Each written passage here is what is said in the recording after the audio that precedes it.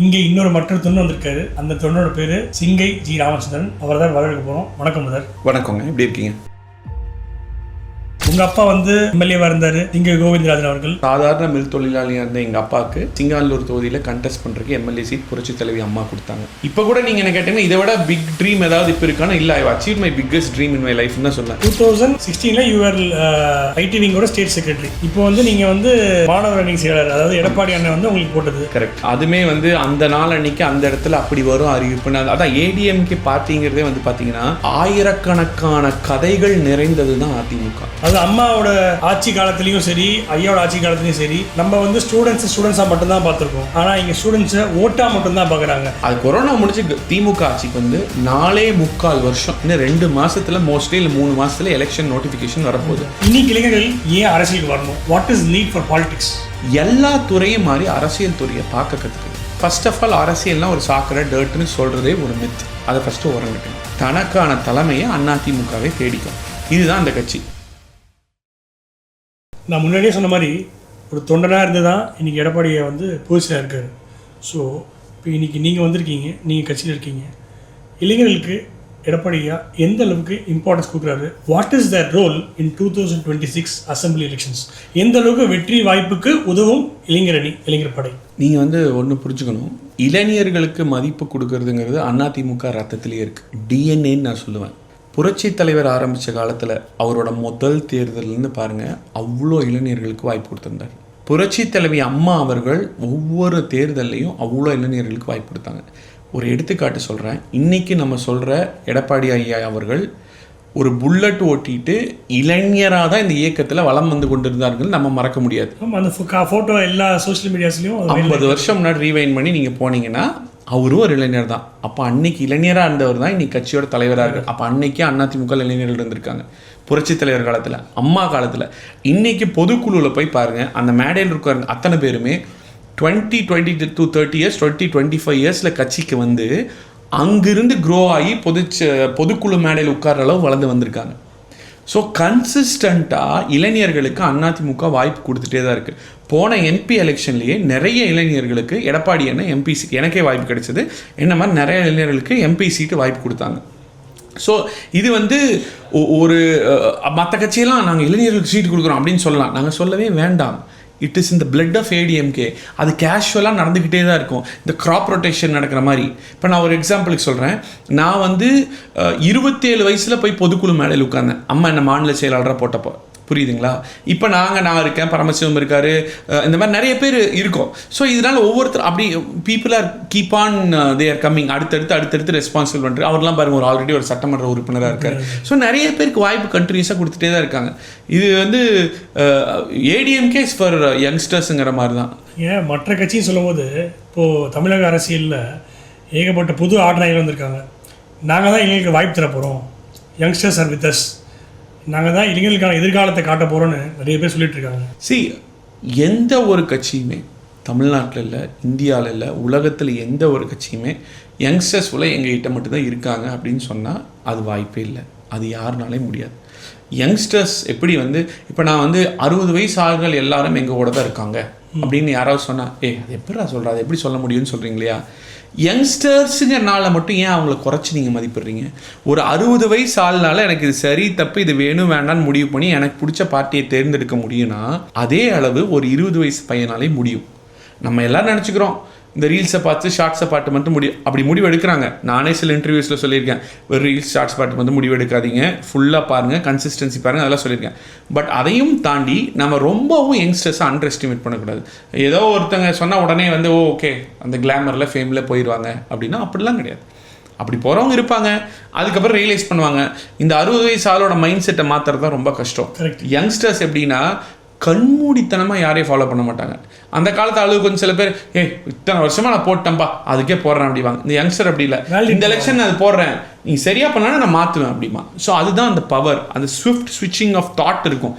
இதுக்கு ஈடு கொடுக்குற அளவுக்கு வேகமாக ஃபீல்டில் இறங்கி, களத்தில் இறங்கி, வெளியில் வந்து களப்பணியாற்றி, மக்கள் பணியாற்றி ஓடக்கூடிய ஆட்கள்னால தான் லாங் ரன்னில் சர்வே வாங்க முடியும். நீங்கள் வெறும் இன்ஸ்டாகிராம்லேயே பேசி ரீல்ஸ் ஷார்ட்ஸ் போட்டுலாம் சர்வே ஆக முடியாது. நீங்கள் பேசும்போது சொன்னீங்க யங்ஸ்டர்ஸ் இன்றைக்கி நம்ம கூட இருக்காங்கன்னு சொன்னீங்க, திமுக கூட இருக்காங்கன்னு. இப்போ இந்த 5 வருஷம் நம்ம வந்து ஆட்சியில் இல்லை. திமுக அரசாங்கம் தான் இருக்குது.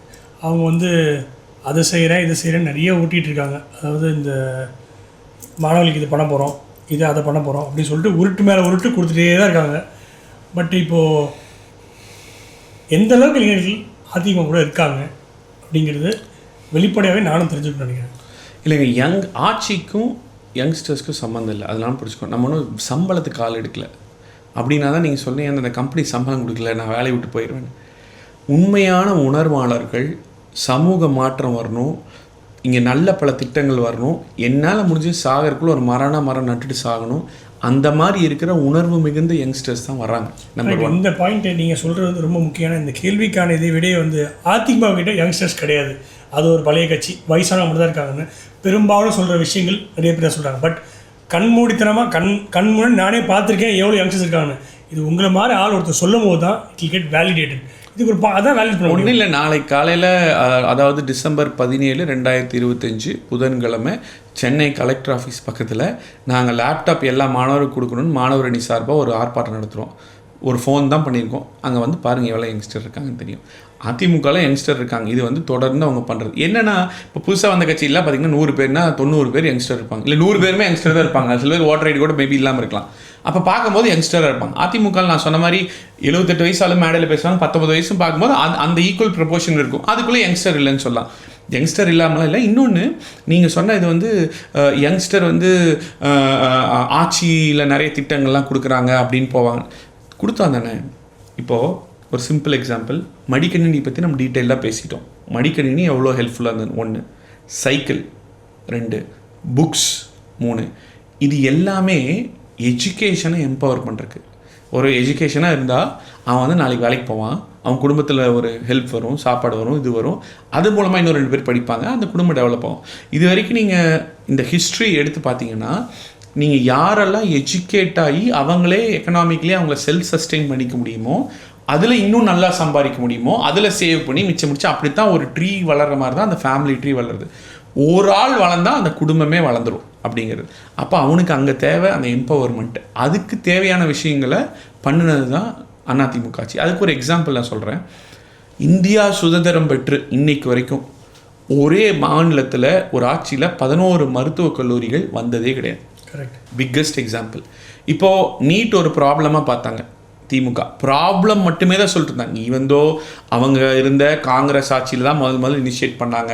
அதுக்கப்புறம் இடைக்கால தடை வாங்கி அம்மா போய் ஒரு தீர்ப்பு வாங்கி மேலே அப்பீல் பண்ணாதீங்கன்னு சொன்னதுக்கப்புறமும் நளினி சிதம்பரம் போய் அப்பீல் பண்ணாங்க. அப்பீல் பண்ணங்காட்டிக்கு தான் நமக்கு போச்சு. அப்பீல் பண்ணாமல் இருந்தால் இன்னைக்கு வரைக்கும் நீட் இருந்திருக்காது. அப்பீல் பண்ணி தீர்ப்பு வாங்கினதுக்கப்புறம் பாஜக அரசு தான் இருந்து. பாஜக அரசு தான் அடிப்படை அறிவோடு பேசணும்.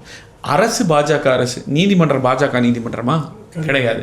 அப்படிங்கும்போது ஒன்றும் பண்ண முடியும். அப்போ இதுதான் ப்ராப்ளம். இதை வச்சு திமுக என்ன பண்ணுச்சு, பாஜக எதிர்ப்பு அரசியலை ஓட்டா மாற்றலாம், அந்த பொண்ணு இறந்துட்டாங்க அதில் வந்து ஓட்டா மாற்றலாம், இதை மட்டும்தான் ஃபோக்கஸ் பண்ணிச்சு. ஆனால் அதிமுக என்ன பண்ணுச்சு, இப்படி ஓட்டா மாற்றி ஜஸ்ட் ஏசி ரூம்குள்ளே உட்காந்துட்டு திமுக மாதிரி அரசியல் பண்ணி இத்தனை பேரோட வாழ்வு அழிக்கக்கூடாது. அப்போ என்ன பண்ணலாம், 7.5% உள்ளொதுக்கீடு கொடுக்கலான்னு கொடுத்து கவர்னர் ஒத்துக்கலைனாலும் பரவாயில்லன்னு இந்தியாவிலேயே எந்த முதலமைச்சரும் யூஸ் பண்ணாத அந்த கிளாஸை யூஸ் பண்ணி பில்லை பாஸ் பண்ணி 7.5% கொண்டு வந்தங்காட்டி தான் ஃபியூ கவர்மெண்ட் ஸ்கூல் ஸ்டூடெண்ட்ஸ் தான் டாக்டராக இருந்தது. இவ்வளோ 100கணக்காக 1000கணக்காக மாறிச்சு. இப்போ அடுத்து என்ன யோசிக்கிறாங்க, சரி 1000 பேர் இருந்தால் 7.5% அப்படின்னா 75 பேர். ஓகே, பட் இந்த 1000 பேர் இன்க்ரீஸ் பண்ணால் தானே அப்போ அதை 10,000 ஆச்சுன்னா 750 ஆகும். அப்போ இது இன்க்ரீஸ் பண்ணுங்கிறதா நோக்கம். அப்போ என்ன பண்ணும், நிறைய சீட் இன்க்ரீஸ் பண்ணும். சீட் இன்க்ரீஸ் பண்ணால் என்ன பண்ணும், நிறைய கவர்மெண்ட் காலேஜஸ் ஓப்பன் பண்ணும். சரி ஓப்பன் பண்ணுவோம் வந்தால் 11 மருத்துவக் கல்லூரி ஓப்பன் பண்ணாங்க. இது எல்லாமே வந்து 1 by 1 வந்து ஸ்கீம்ஸ், எம்பவரிங் இதெல்லாம் கொடுக்கறனால தான் இன்றைக்கி டாக்டர்ஸ் நிறைய பேர் வந்து உருவாகுறாங்க. இந்த மாதிரி சொல்யூஷன் ஓரியன்டாக திமுக என்ன பண்ணியிருக்கு, அவங்க எதுவும் பண்ணல. அதாவது எனக்கு தெரிஞ்சவங்களே 200 பசங்க படிக்கிற பசங்க நீட்டு இப்போ வந்தால் இப்போ திமுக வந்து நீட்டு கொண்டு வராது அப்படின்னு சொல்லிட்டு படிக்கிறவனே படிக்க வச்சுருக்காங்க. அவன் வந்து இல்லை போயிடும்ன்ற மைண்ட் செட்டில் இருந்தால் எப்படி படிக்க முடியும், இல்லை அது இருக்கும், அதுக்கான சொல்யூஷன் இந்த வழியை பிடிச்சி இப்படி போகலாம் அப்படிங்கிறதா சொல்யூஷன். அது வரவே இருக்காது, நீ படிக்கவே தேவை, நீ டாக்டரே ஆக வேணான்ற அவன் மைண்ட் செட் ஃப்ரேம் பண்ணுற மாதிரி இருக்குது. அவங்க சொல்ல நீட்டு போயிடும், நீட்டு வராதுன்னு சொல்கிறது திமுக சொல்கிறது. ஏன்னா நான் நிறைய பேர் பார்த்துருக்கேன் அந்த மாதிரி. ஸோ அடுத்த விஷயம் நான் அவங்ககிட்ட முக்கியமான விஷயம் கேட்க போகிறேன்னா, நீங்கள் வந்து இளம் பேச்சாளர்னு சொன்னீங்க. 23 வயசு தலைவர் ஒருத்தர் பேசினார், ஒரு 25 வயசு பையன் ஒருத்தர் பேசினான்னு சொன்னீங்க. நான் ரீசெண்டாக ஒரு வெரி பிக் மூமெண்ட்டாக அவங்களை நான் பார்த்தது, நீங்கள் இந்த 234 தொகுதியிலையும் கிட்டத்தட்ட 38 டிஸ்ட்ரிக்டில் நீங்கள் போய் அங்கங்கே இளம் பேச்சாளர்களை ஐடென்டிஃபை பண்ணி அவங்களுக்கு ட்ரைனிங் கொடுத்து இன்றைக்கி கிட்டத்தட்ட ஒரு 150 பேரை செலக்ட் பண்ணியிருக்கீங்க, 114 பேர் செலக்ட் பண்ணியிருக்கீங்க. இந்த தாட் ப்ராசஸ் உங்களுக்கு எப்படி வந்துச்சு? எதனால இதை நம்ம பண்ணணும் அப்படின்னு நினைச்சிங்க? ஒரு ஸ்பார்க் வந்திருக்கும்ல, இந்த ஸ்பார்க்னால இது வந்துச்சுன்னு. What was it? அது என்னென்னா, நிறைய அதிமுக மேடைகளில் நான் பேசும்போது பார்த்துருக்கேன். நிறையா பேச்சாளர்கள், நல்ல பேச்சாளர்கள் அந்த காலத்துலேருந்து பேசுகிறவங்களாம் பேசுவாங்க.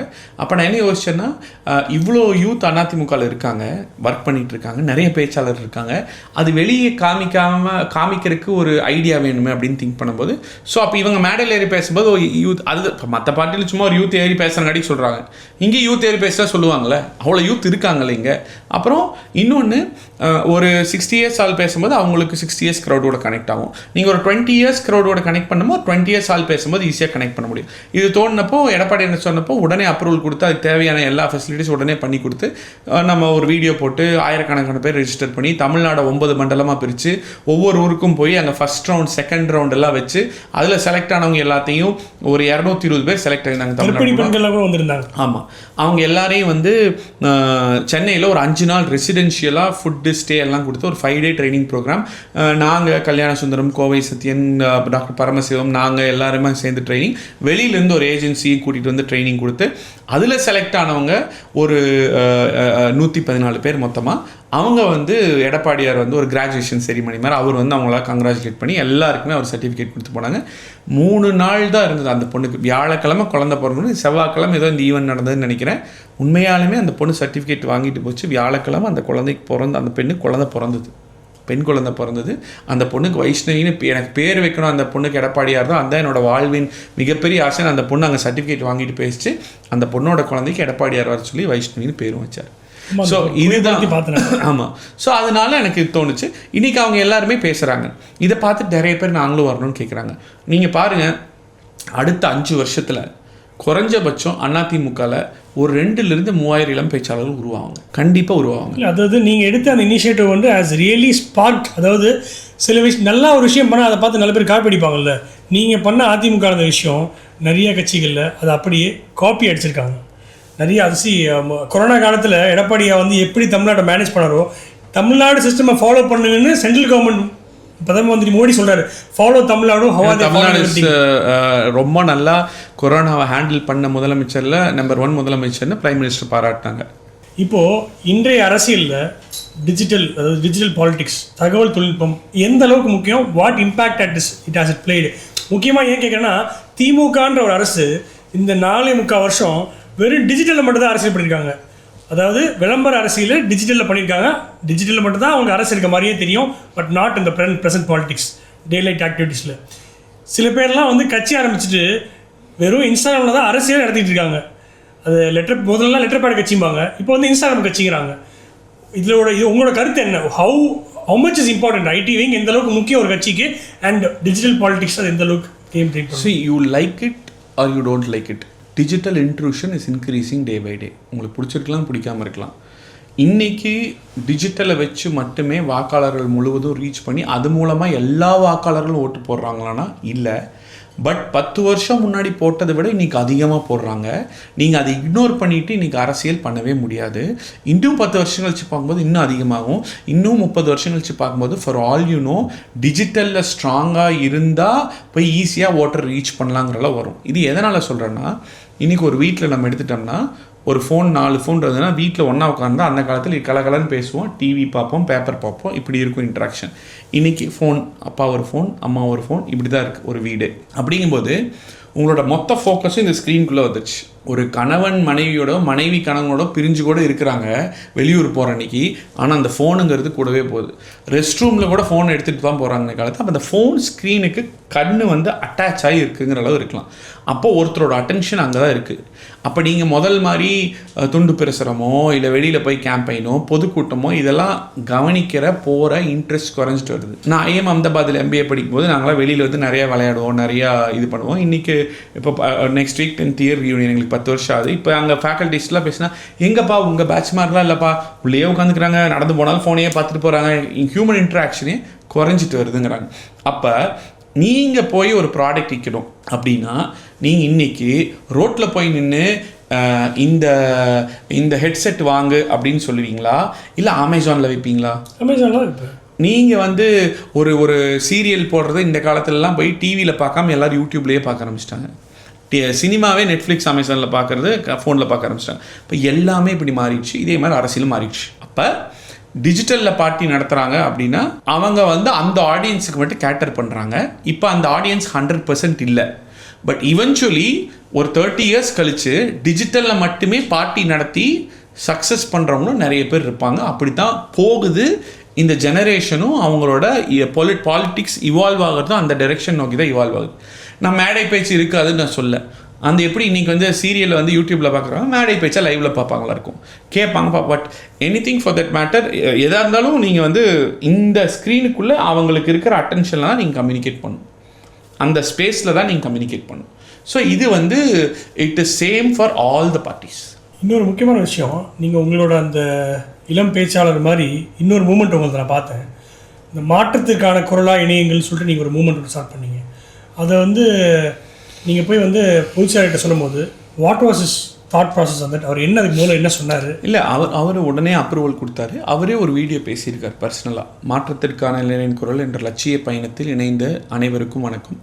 நானும் ஒரு இளைஞனாகத்தான் என்னுடைய அரசியல் பயணத்தினுடைய வரலாற்று இளைஞர்களைத்தான் எப்பேற்பட்ட மாற்றத்தை உருவாக்க முடியுங்கிற அந்த இது நம்ம பார்த்துருக்குறோம். இந்த பயணத்தில் உங்களோடு நான் இருக்கிறேன், என்னோடு நீங்கள் இருக்கிறீர்கள். நீங்களும் நானும் இணைந்து பயணிக்கும் பொழுது ஒரு ஆட்சி மாற்றம் வருவது உறுதி அப்படின்னு அவரே வந்து நானும் ஒரு யூத்தாக தான்ப்பா ஸ்டார்ட் பண்ணேன் அப்படிங்கிற லெவல்லேருந்து பேசியிருக்காரு. அந்த இதையும் அப்ரூவ் பண்ணார். அவர் பேசி எல்லாரையும் வெல்கம் பண்ணி ரெஜிஸ்டர் பண்ணியிருக்காங்க நிறைய பேர். அங்கங்கே நாங்கள் மீட் பண்ணிகிட்ருக்கோம். அது ஒரு நல்ல 6000 பேருக்கு மேலே ரெஜிஸ்டர் பண்ணியிருக்காங்க.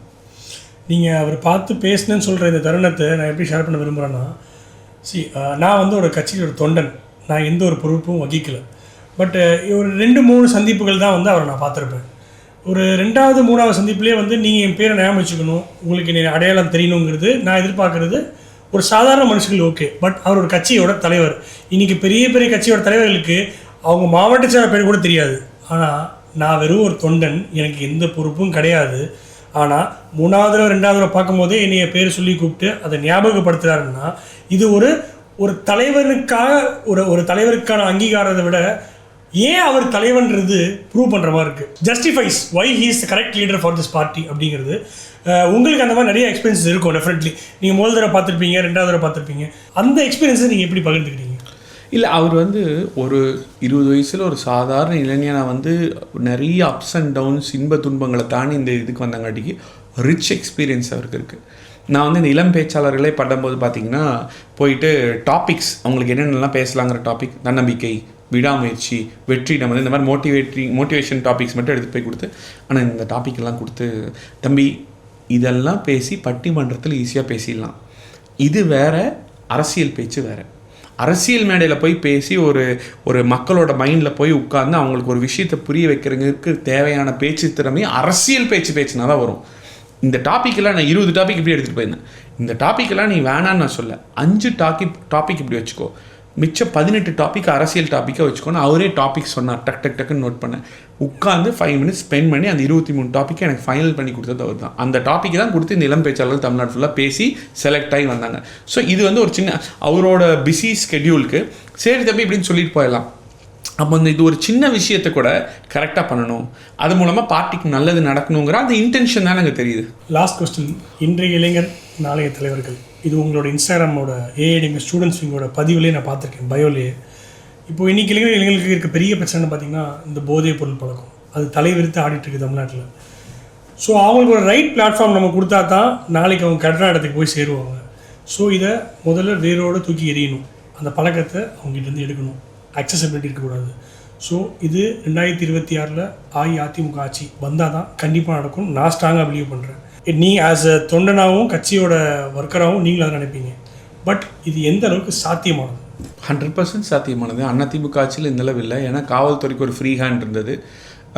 அதே எங்கள் எப்போயுமே சொல்லுவாங்க, நீங்கள் வந்து ஒரு மண்ணை வந்து இப்படி வச்சிங்கன்னா நிற்கும், இப்படி வச்சாலும் விழுந்துடும், இப்படி அமுக்குனாலும் விழுந்துகிட்டே தான் இருக்கும். ஸோ அப்போ ஒரு முதலமைச்சருக்கு எப்படி இப்படி வச்சுருக்கணுங்கிறது தெரியணும். ஃப்ரீ ஹேண்ட் இருக்கணும், அதே சமயம் கண்ட்ரோல் இருக்கணும். அது நல்லா தெரிஞ்சுக்காட்டி தான் எடப்பாடியாருக்கு முதல் முறை முதலமைச்சர் அந்தப்பே 4 வருஷம் 2 மாதம் யாருமே குறை சொல்கிற அளவுக்கு அந்த ஆட்சியில் எல்லாருமே பாராட்டினாங்க. பட் ஆனால் வந்து இந்த திமுக ஆட்சியில் கஞ்சா 1.2.0 3.1 போடுறாங்க. பட் எதுவுமே இதானதான் செல்ல. போதைப்பொருளில் மாணவர்கள் வெட்டிக்கிறது, அது இது பாலியல் வன்புணர்வு சம்பவங்கள் தொடர்ந்து வந்துட்டே தான் இருக்குது. இதுக்கு முற்றுப்புள்ளி கண்டிப்பாக எடப்பாடியார் சிஎம் ஆகும்போது நடக்கும். அதே மாதிரி இந்த மாற்றம்ங்கிறது எந்த ஒரு பெரிய மாற்றமும் கவர்மெண்ட்டோட சேர்ந்து இளைஞர்கள் மத்தியிலே வரணும். மாற்றத்திற்கான இளைஞரின் குரலில் நாங்கள் அதை முடிவு பண்ணியிருக்கோம். எடப்பாடி என்ன சொல்லி ஒரு எக்ஸாம்பிளுக்கு சொல்கிறோம். நாங்கள் மாற்றத்திற்கான இளைஞரின் குரல் என்ன பண்ணுவோம்னா, ஒவ்வொரு ஞாயிற்றுக்கிழமை ஒவ்வொரு மாதம் முதல் ஞாயிற்றுக்கிழமை அந்த மாற்றத்திற்கான இளைஞரின் குரலில் சேர்ந்த எல்லாரும் ஒன்று சேர்ந்து அவங்கள மேம்படுத்துறதுக்கு ஏதோ ஒன்று பண்ணுவாங்க, இல்லைன்னா நாட்டை மேம்படுத்துறதுக்கு ஏதோ ஒன்று பண்ணுவாங்க. இப்போ லாஸ்ட் வீக் வந்து பார்த்தீங்கன்னா முடியாத முதியோர் சேலத்தில் முதியோர் இல்லை ரோட்டில் படுத்துட்டு இருக்கிற நிறைய பேருக்கு முடியாதவங்களுக்கு மாற்றத்திற்கான இளைஞரின் குரலை சேர்ந்த இளைஞர்கள் போய் நிறைய பெட்ஷீட்ஸ் எல்லாம் வாங்கி அவங்களுக்கு கொடுத்துருக்காங்க. இது யாரும் கட்சி காசு கொடுத்து அவங்களால முடிஞ்சது 100-200 போட்டு அவங்க பண்ணாங்க. அது ஒரு சாட்டிஸ்ஃபேக்ஷன். மாதத்துக்கு ஒரு 200-300 செலவு பண்ணுறது ஒன்றும் ஆக போகிறதில்ல. இதே மாதிரி நாங்கள் என்ன முடிவு பண்ணியிருக்கோன்னா, ஒரு மாற்றத்திற்கான இளைஞரின் குரல் இருக்கிற ஒரு இளைஞர் இருக்கிற காலேஜ் கிட்ட போதைப் பொருள் விற்கிறதுக்கு பயப்படணும். அதுக்காக கத்தி எடுத்து சட்டை போடப்போம் அப்படின்னு சொல்ல, ஐயோ இவன் இருக்கா மாட்டி கொடுத்துருவான், இங்கே போனால் மாட்டிப்போம். ஒரு மாற்றத்திற்கான இளைஞரின் குரல் அதில் இருக்கிற ஒரு இளைஞன் இருக்கிற ஒரு கல்லூரியில் ஒரு பொண்ணு மேலே ஒருத்தர் கை வைக்க பயப்படணும். கரெக்ட். இந்த அளவு ஒரு சமூக சிந்தனை உள்ள ஒரு இளைஞர் படையை உருவாக்கும் பொழுது தான் பயம் வரும். ஓ இவன் இருக்கான் சொல்லி கொடுத்துருவான், அடிச்சிடுவான் பிடிச்சிடும். அப்படி இல்லை, அடிச்சு பிடிச்சலாம் ஒன்றும் யாரையும் என்ன கண்ட்ரோல் பண்ண முடியாது. ஓ இங்கே ஒரு விசில் ப்ளோயர் இருக்கான், இங்கே முன்னாடி தப்பு தான் மீடியா கூட்டம் நிறுத்தி எல்லாம் வெளிச்சம் போட்டு காமிச்சிடும். தப்பு பண்ணவே பயப்படும், அப்போ தான் வந்து குறையும். ஸோ இந்த ஒரு கவர்மெண்ட் சைடு இருக்கிற மாற்றத்தை கண்டிப்பாக எடப்பாடியார் முதலமைச்சர் வந்து செய்வார். இன்றைக்கே அந்த மாற்றத்தை மாணவர் அணி மூலமாக எடப்பாடியார் செஞ்சிட்ருக்காரு. நாங்கள் ஆரம்பிச்சிட்டோம். அதையும் எடப்பாடியார் ஆலோசனை கேட்டு இன்னும் தொடர்ந்து நாங்கள் செய்வோம். இன்னொரு விஷயம், நீங்கள் பேசிகிட்டு இருக்கும்போது நான் கவனித்தேன். இப்போ நீங்கள் சொன்னீங்க 2026 எடப்பாடியான தலைமையில் அஇஅதிமுக ஆட்சி கண்டிப்பாக அமையும்.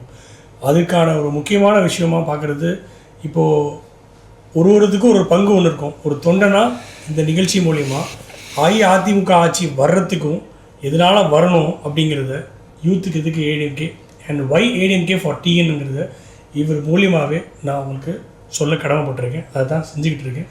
இனிமேலும் இந்த பயணம் தொடரும். அண்ட் ஒரு தொண்டனா அஇஅதிமுக 2026 ஆட்சி அமைக்கிறதுக்கு என்னால் என்ன பங்கு ஆற்ற முடியுமோ அதை கண்டிப்பாக ஆற்றுவேன். அண்ட் இந்த நிகழ்ச்சிக்கு நானும் அவரும் கிட்டத்தட்ட ஒரே ஏஜ் தான். ஸோ அண்ணனா சொல்கிறதால நீங்கள் எப்படி ஒரு 10 வருஷம் என்னோட பெரியவராக இருப்பீங்கன்னு நினைக்கிறேன். நான் கொஞ்சம் யங்காக தான் இருப்பேன். சரி, ஓகே. அப்படியே இருந்துட்டு பரவாயில்ல, இருந்தாலும் பரவாயில்ல. நான் சாதாரண தொண்டன். இந்த தொண்டன் கூப்பிட்டு மதித்து இன்றைக்கி என்னோட இந்த ஸ்டுடியோக்குள்ளே வந்து நீங்கள் பேசுனதில் எனக்கு ரொம்ப ரொம்ப சந்தோஷம். நீங்கள் முதல் கையெழுத்து போட்டிருக்கீங்க. இந்த கையெழுத்தை பார்த்து இன்னும் பல பேர் கையெழுத்து போடுவாங்கிறத எனக்கு எந்த ஒரு சந்தேகமும் கிடையாது. ஃபர்ஸ்ட் அண்ட் ஃபர்ஸ்ட் என்னையை பொறுத்த வரைக்கும் இது எனக்கு கிடைச்ச ஒரு மிக சிறந்த அங்கீகாரம் அப்படிங்கிறத நான் வந்து ரொம்ப தாழ்வன்புடன் சொல்லிக்கிறேன். Thank you so much. நீங்கள் சாதாரண தொண்டன்னு சொல்கிறீங்க இல்லைங்களா, அதிமுக அதுதான் இருக்குல்லே பவர்ஃபுல்லான போஸ்ட்டு. இப்போ மற்ற பதவி எல்லாத்தையும் விட ரொம்ப பவர்ஃபுல்லான போஸ்ட்டு. ஸோ அதனால் அந்த பவர்ஃபுல்லான போஸ்ட்னால தான் நானும் நீங்கள் கூப்பிட்டங்காட்டிக்கு வந்தேன். ரொம்ப சந்தோஷம், ரொம்ப நன்றி. இந்த ஒரு நல்ல முன்னெடுப்பு எடுத்திருக்கீங்க.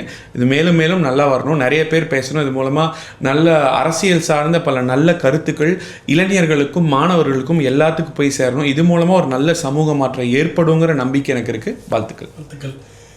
முக்கியமாக அதிமுக தொண்டன் நாள் நிகழ்ச்சியில் நம்ம முதல் தொண்டனை பார்த்துட்டோம். இனி அடுத்தடுத்து இங்கே யாரும் தலைவர்கள் கிடையாது, இங்கே எல்லாரும் தொண்டன் மட்டும்தான். அடுத்தடுத்த தொண்டன்களை அடுத்தடுத்த நிகழ்ச்சியில் நம்ம கண்டிப்பாக சந்திப்போம்.